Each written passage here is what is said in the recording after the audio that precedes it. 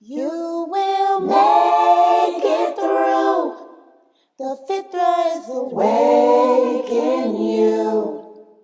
With Quran and Sunnah by your side, here's a place where it will thrive. You will make it through.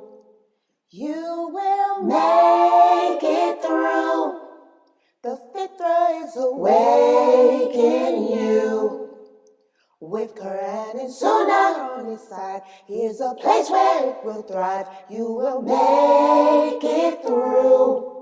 With Quran and Sunnah on his side, here's a place where it will thrive. You will make it through. Sports. We talked about whether or not it is permissible for Muslims to engage in sports. And we talked about how, yes, it is. In fact, Allah encourages it. The Prophet Muhammad sallallahu alaihi wasallam encouraged it. Allah commands us to take care of our bodies, take care of our health, that our bodies will be a witness either for us or against us on the day of judgment. But we have to be careful as to what type of sport we participate in, because in our Islamic way of life, we don't go around deliberately, intentionally harming people. We don't go around intentionally, deliberately harming Allah's other creation too. So as long as the sport that we're indulging in or engaging in is not violating any of the concepts of Islam, yes, we can do it. And we also spoke about other things to consider too, such as the dress and all of that. Well, today we're going to talk about professional sports. What do I mean by that? Well, Sheikh Kareem Abu Zayd covers in this part of this chapter a person who wants to make a career. Can I make a career as a sportsman? Can I make sports my career? In other words, instead of going to school to be a doctor or a nurse or a lawyer, can I just make the fact that I like to play games? Because that's what sports are. They're games. Is this permissible? Well, let's put the PowerPoint up on the screen and we can tackle this question now, inshallah. Okay, there it is. Everybody should be able to see it. We're going to answer that. So, yes, of course, the answer is yes.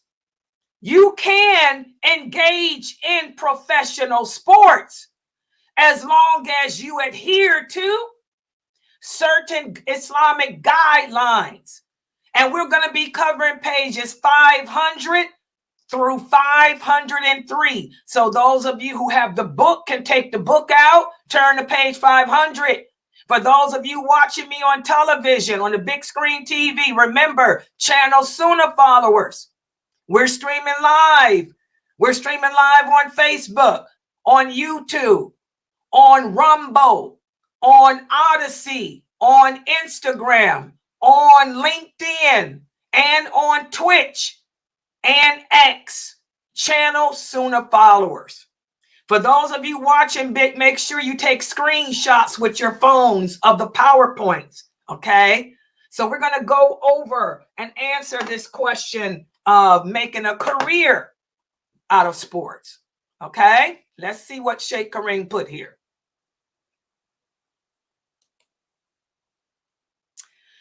Professional sports, they are an acceptable avenue to make money in Islam, provided that the ethics and religion and our religious conditions are fulfilled.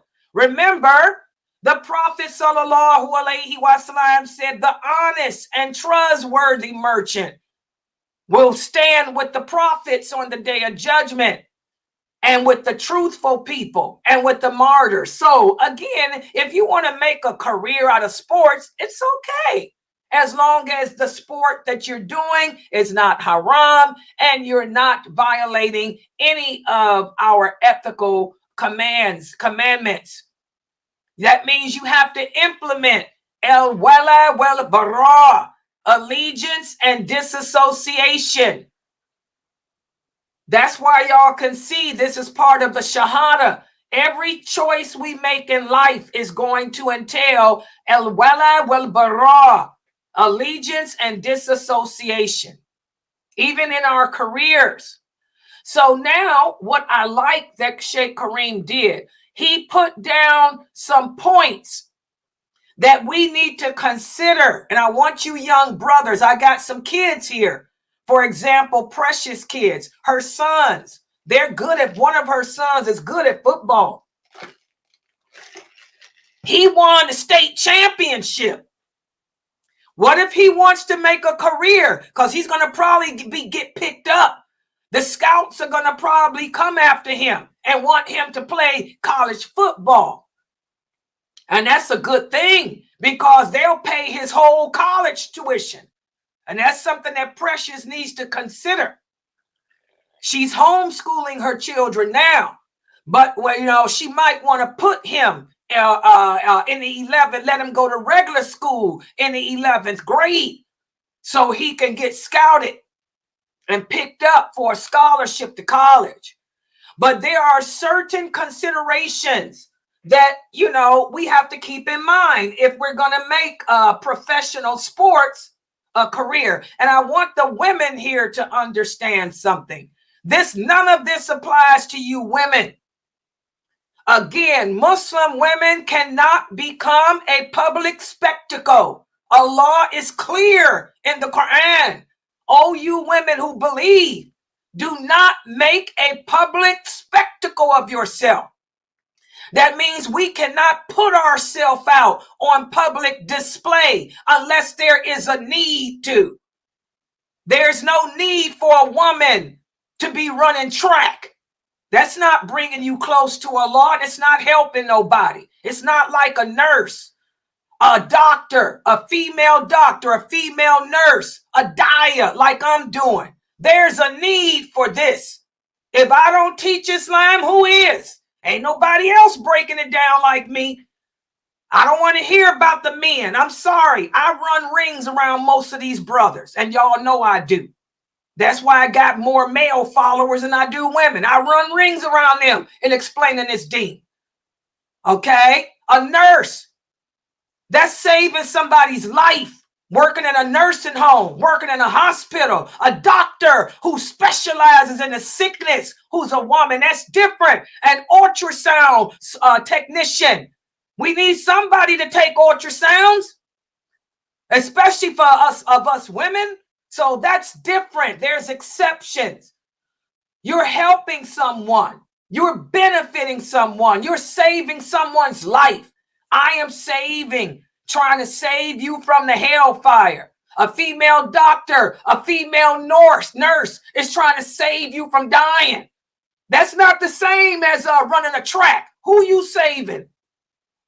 Fencing, like that Muslim girl in Brooklyn. I'm sorry. I didn't give her no accolades. She shouldn't have been doing it. Should have been doing something productive with her life. Okay? She made herself a public spectacle. Sorry, but the truth hurts. What would the prophet have said to her? He would have asked her, who are you benefiting? Is this bringing you closer to Allah? Who are you helping? Who are you saving? What does this have to do with worship of Allah? So none of this applies to women. We cannot participate and make a living off of professional sports unless the sports entail nobody but women and nobody ever seeing you. Do y'all know of any sport like that? The whole purpose of sports is to be on display. The whole purpose of professional sports is to become a public spectacle. That doesn't mean I can't participate. I can do all the karate. I can do the gymnastics and swimming all I want to behind closed doors with other women, free from being seen by the public. So I want to make this clear. Any of you girls out there with dreams, I'm sorry. Y'all better take them dreams and suck them up. You're a Muslim. We got other things to do. Go to school to be a nurse. Go to school to be a doctor. Go to school to be an ultrasound technician. We need female ultrasound technicians, so I ain't got to have no man taking no ultrasound of my baby. Become a physical therapist. We need Muslim female physical therapists, so that Sister Anissa doesn't have to have a man come and help her walk. She can ask for a woman, and they can send a woman to help her walk. Go to school to be an occupational therapist. Y'all see, women, we can do those type of things. Not only are you reaping reward with Allah because you're helping the sick, but it's good money too. That you making more money for yourself that you can use to teach your children, to put your children in SafaUSA.org. You can homeschool your children in a Muslim school. We claim that we can't afford Muslim schools. Not even the online schools, because they say the online schools are expensive. Well, if you went to school and became an occupational therapist and your clientele was women, because that's what we need. My God, I asked for one. I had a man. Oh, yeah. When I had to go through physical therapy with my knee replacement, they didn't have any women available. I said, you have no women? She said, man, we got to send you a man, but he understands that you're a Muslim and he won't touch you unless he has to. I said, this is what the girls need to go to school for. And you can choose your patients. So if you girls want to do something, go to school to be a physical therapist, an occupational therapist, ultrasound technician, nurse, healthcare. Because we'll always be sick and we'll always need care. It's nice to have a female to care for another female. And that's what you women need to put in your daughters' minds. It ain't about Cardi B. It's about Amatullah the nurse. Okay? So, this lecture is geared for you brothers like Precious Son, who may want to make a profession out of sports because Allah has given him a gift. Okay? These are some of the considerations to abide by. Number one, avoid the haram. Stay away from that which is unlawful. You should refrain from participating in teams or leagues that make money from gambling, or they make money from betting, or they promote values that conflict with Islam. That's what Precious is going to have to look at for her son. Because I know there was a Muslim guy when I grew up. He was good. This is something that they were doing in the 80s that destroyed a lot of young college men's chances of going professional. They were offering money underneath the table. They were paying the athletes, the college students. They're not supposed to get paid in college. Oh no, your payment is a free ride, the scholarship.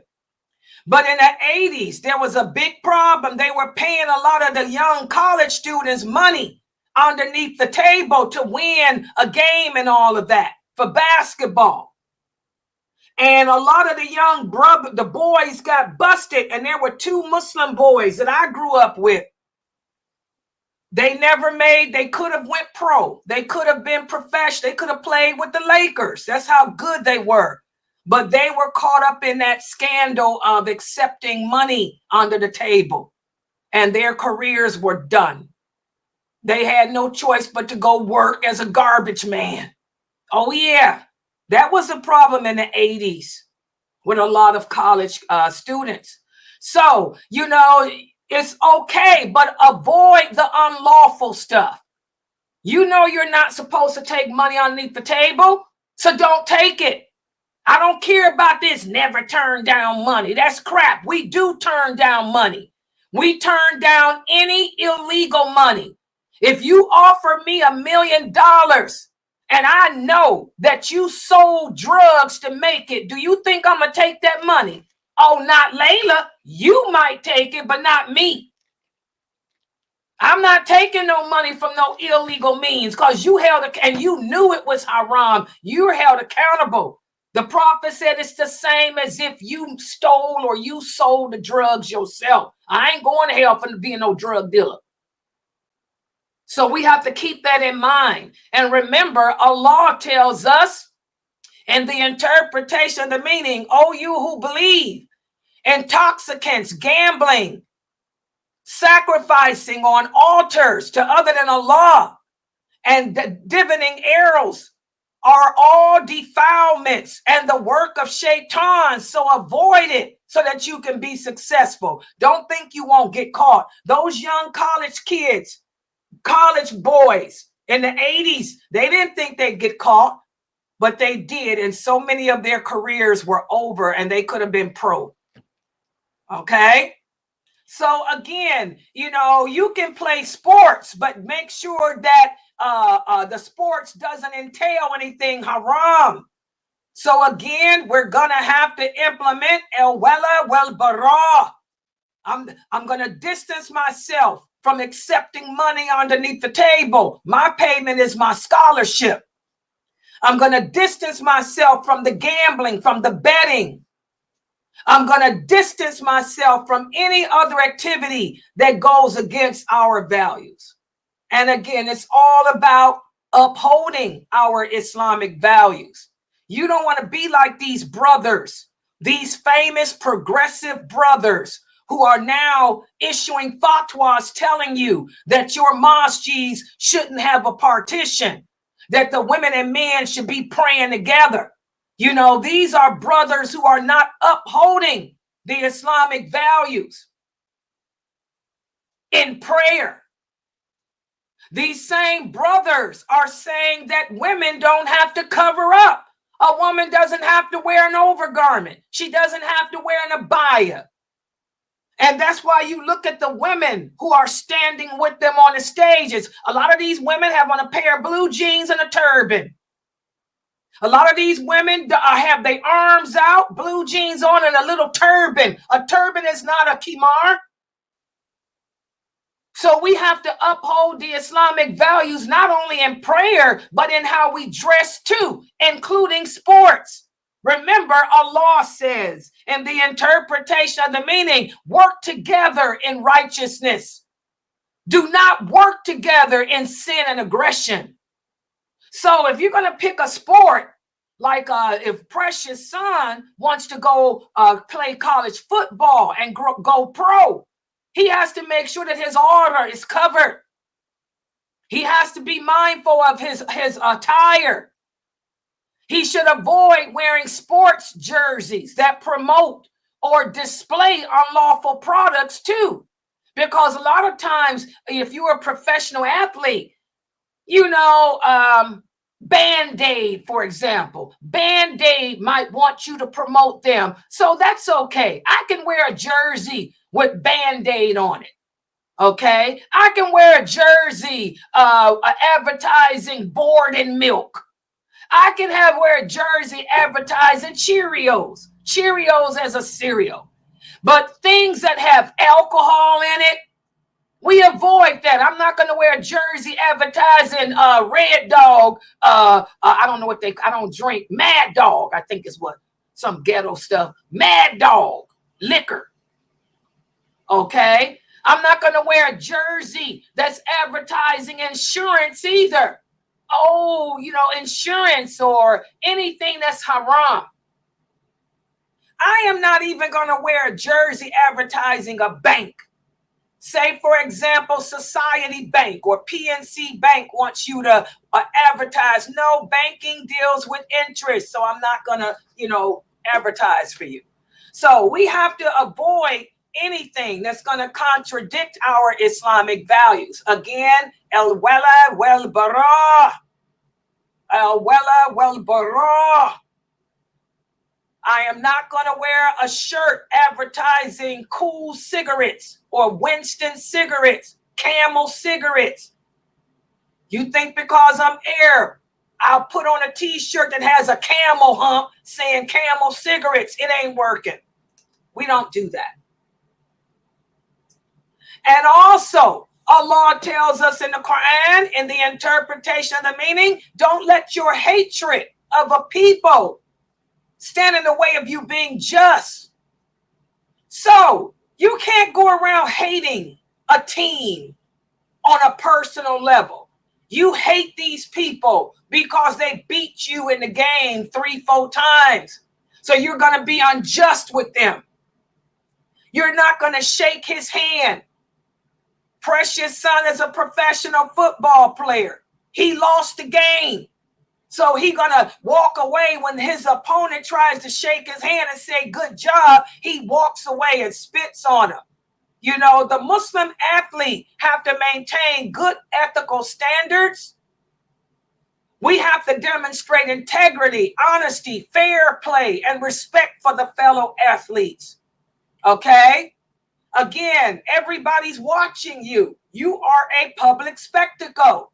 So you're going to represent Islam in a good way by shaking the other person that beat you hand. Again, el wala wal bara. As the Prophet Muhammad sallallahu alaihi wasallam said, and Allah said too, the believers are brothers, so make peace between your brothers and fear Allah. If you're playing against another Muslim, you definitely don't want to hold grudges against them. If Algeria is playing soccer against Libya, put aside that hatred. You're brothers in faith.